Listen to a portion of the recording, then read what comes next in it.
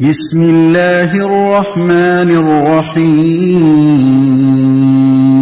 اللہ کے نام سے جو رحمان اور رحیم ہے۔ فاتحہ نام، اس کا نام الفاتحہ اس کے مضمون کی مناسبت سے ہے۔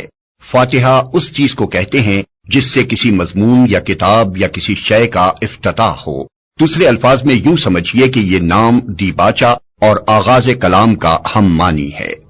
زمانہ نزول، یہ نبوت محمدی کے بالکل ابتدائی زمانے کی صورت ہے، بلکہ معتبر روایات سے معلوم ہوتا ہے کہ سب سے پہلی مکمل صورت جو محمد صلی اللہ علیہ وسلم پر نازل ہوئی وہ یہی ہے۔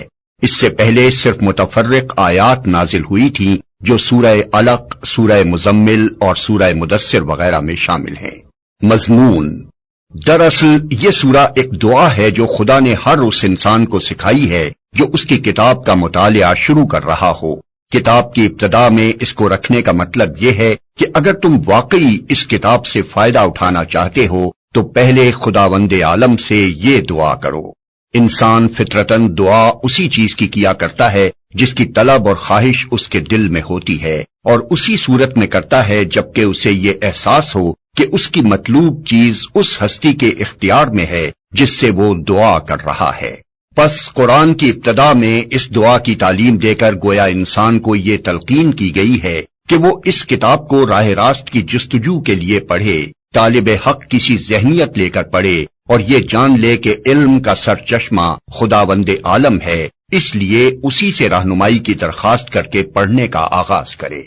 اس مضمون کو سمجھ لینے کے بعد یہ بات خود واضح ہو جاتی ہے کہ قرآن اور سورہ فاتحہ کے درمیان حقیقی تعلق کتاب اور اس کے مقدمے کا سا نہیں بلکہ دعا اور جواب دعا کا سا ہے۔ سورہ فاتحہ ایک دعا ہے بندے کی جانب سے اور قرآن اس کا جواب ہے خدا کی جانب سے۔ بندہ دعا کرتا ہے کہ اے پروردگار میری رہنمائی کر، جواب میں پروردگار پورا قرآن اس کے سامنے رکھ دیتا ہے کہ یہ ہے وہ ہدایت اور رہنمائی جس کی درخواست تو نے مجھ سے کی ہے۔ اسلام جو تہذیب انسان کو سکھاتا ہے اس کے قواعد میں سے قاعدہ یہ بھی ہے کہ وہ اپنے ہر کام کی ابتدا خدا کے نام سے کرے۔ اس قاعدے کی پابندی اگر شعور اور خلوص کے ساتھ کی جائے تو اس سے لازماً 3 فائدے حاصل ہوں گے۔ ایک یہ کہ آدمی بہت سے برے کاموں سے بچ جائے گا، کیونکہ خدا کا نام لینے کی عادت اسے ہر کام شروع کرتے وقت یہ سوچنے پر مجبور کر دے گی کہ کیا واقعی میں اس کام پر خدا کا نام لینے میں حق بجانب ہوں۔ دوسرے یہ کہ جائز اور صحیح اور نیک کاموں کی ابتدا کرتے ہوئے خدا کا نام لینے سے آدمی کی ذہنیت بالکل ٹھیک سمت اختیار کر لے گی اور وہ ہمیشہ صحیح ترین نقطے سے اپنی حرکت کا آغاز کرے گا۔ تیسرا اور سب سے بڑا فائدہ یہ ہے کہ جب وہ خدا کے نام سے اپنا کام شروع کرے گا تو خدا کی تائید اور توفیق اس کے شامل حال ہوگی، اس کی صحیح میں برکت ڈالی جائے گی اور شیطان کی فساد انگیزیوں سے اس کو بچایا جائے گا۔ خدا کا طریقہ یہ ہے کہ جب بندہ اس کی طرف توجہ کرتا ہے تو وہ بھی بندے کی طرف توجہ فرماتا ہے۔ الحمدللہ رب العالمین، تمام تعریفیں اللہ کی ہیں جو تمام جہانوں کا پروردگار ہے۔ اگر آپ کسی عمارت کی تعریف کریں تو در حقیقت وہ اس کے بنانے والے کی تعریف ہوتی ہے، لہٰذا اس کائنات میں جس کسی چیز کی تعریف کی جائے وہ بالآخر اللہ تعالیٰ ہی کی تعریف ہے، کیونکہ وہ چیز اسی کی بنائی ہوئی ہے۔ تمام جہانوں کا پروردگار کہہ کر اسی طرف اشارہ کیا گیا ہے۔ انسانوں کا جہان ہو یا جانوروں کا، جمادات کا جہان ہو یا نباتات کا، آسمانوں کا جہان ہو یا ستاروں کا، سیاروں اور فرشتوں کا، سب کی تخلیق اور پرورش اللہ تعالیٰ ہی کا کام ہے، اور ان جہانوں میں جو کوئی چیز قابل تعریف ہے وہ اللہ کی تخلیق اور شان ربوبیت کی وجہ سے ہے۔ الرحمن الرحیم، جو سب پر مہربان، بہت مہربان ہے۔ عربی کے قاعدے سے رحمان کے معنی ہے وہ ذات جس کی رحمت بہت وسیع، ایکسٹینسو ہو، یعنی اس رحمت کا فائدہ سب کو پہنچتا ہو، اور رحیم کے معنی ہے وہ ذات جس کی رحمت بہت زیادہ انٹینسو ہو، یعنی جس پر ہو مکمل طور پر ہو۔ اللہ تعالیٰ کی رحمت دنیا میں سب کو پہنچتی ہے، جس سے مومن، کافر سب فیض یاب ہو کر رزق پاتے ہیں اور دنیا کی نعمتوں سے فائدہ اٹھاتے ہیں، اور آخرت میں اگرچہ کافروں پر رحمت نہیں ہوگی لیکن جس کسی پر یعنی مومنوں پر ہوگی مکمل ہوگی کہ نعمتوں کے ساتھ کسی تکلیف کا کوئی شائبہ نہیں ہوگا۔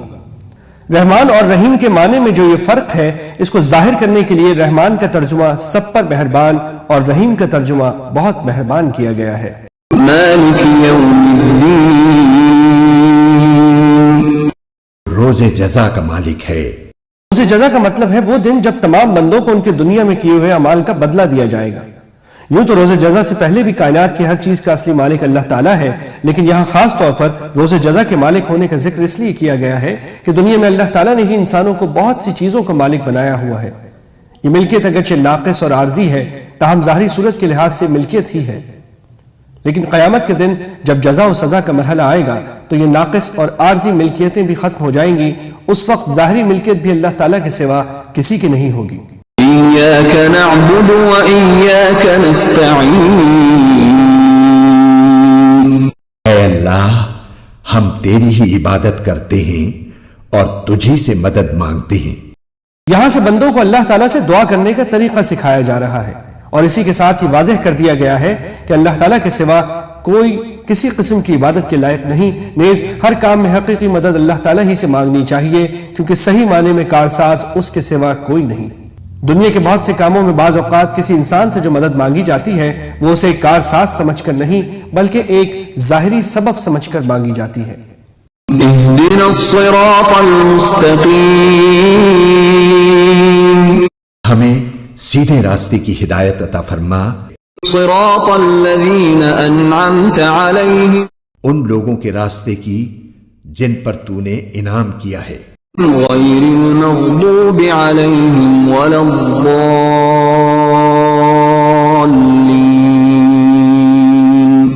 نہ کہ ان لوگوں کے راستے کی جن پر غضب نازل ہوا ہے، اور نہ ان کے راستے کی جو بھٹکے ہوئے ہیں۔